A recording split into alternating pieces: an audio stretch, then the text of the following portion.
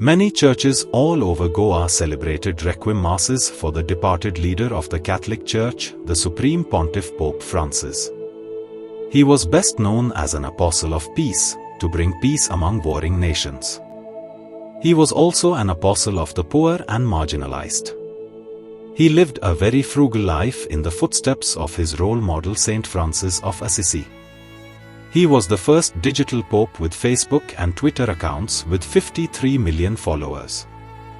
Pope Francis was much loved and brought about great transformation in the way the Church responds and follows the mission of Christ in the contemporary world. Today, this morning, we had a very special Requiem Mass for the suffrage of the soul of Pope Francis. Today is his funeral. We share in the grief of the Catholic Church because we lost a great spiritual leader. But also we recognize in Pope Francis God's gift to us, a great blessing for us. He has steered the church in this 21st century in a way that we need to express solidarity with entire humanity, irrespective of creed and religion. Pope showed himself that he is not only for Catholics but for everybody and everyone.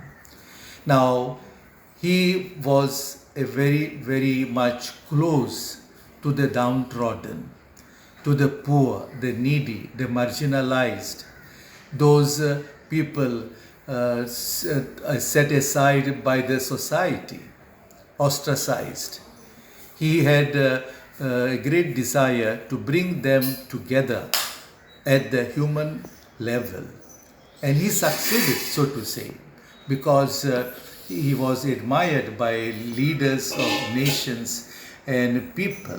That is why Pope Francis is called People's Pope, or Pope of the Poor, or Pope of the people belonging to any and every religion. Pope Francis was one of the astounding and outstanding popes that the Church has. He was a man who lived what he said, and therefore he has left behind a legacy of someone who lived like Jesus. Pope Francis was a very compassionate and a person who worked for the mercy of the people. His outreach towards people of other faiths, embracing everybody. His outreach towards creating an inclusive society for the poor, the disabled, people who were on the peripheries of the society, including the LGBT community. He had an embracing act of love. So he wanted everyone to be living like children of God, irrespective of the faith that they belong. This is a very profound legacy that the Holy Father, Pope Francis, has left behind. For the Church, he made it very relevant and a realistic church. He said the church has to be the church of the poor, where the poor find a place in the embrace of the church. He made it very important that the whole leadership in the church should live a life which is full of simplicity, embracing the people who are on the peripheries of the society, and expected everyone, just as he did it, for everyone to do it.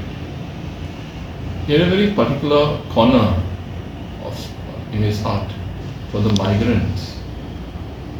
Incidentally, he himself housed migrants in the Vatican. And therefore, we can say that he lived what he said. With Pope Francis, I have friends from the different faith communities who admired him for who the person was and what the message that he lived for. So the Pope Francis has created an impact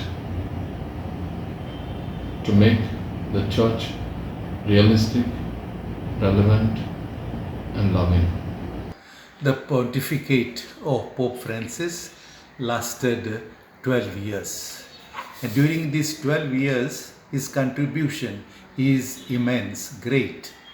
For instance, he published a letter called Laudato Si. He took up the cause of the environment, climate change, and he requested all people who are destroying the nature, destroying the creation, to be always obedient and ready to reform the nature for better purpose, for better common good. And therefore the Laudato Si is praise be God is the meaning, which is meant for to take care of the common home, and which is entrusted to us humanity as guardians, as caretakers. Okay. Then in this very encyclical, he has appealed to the leaders, and he even invited them to his palace.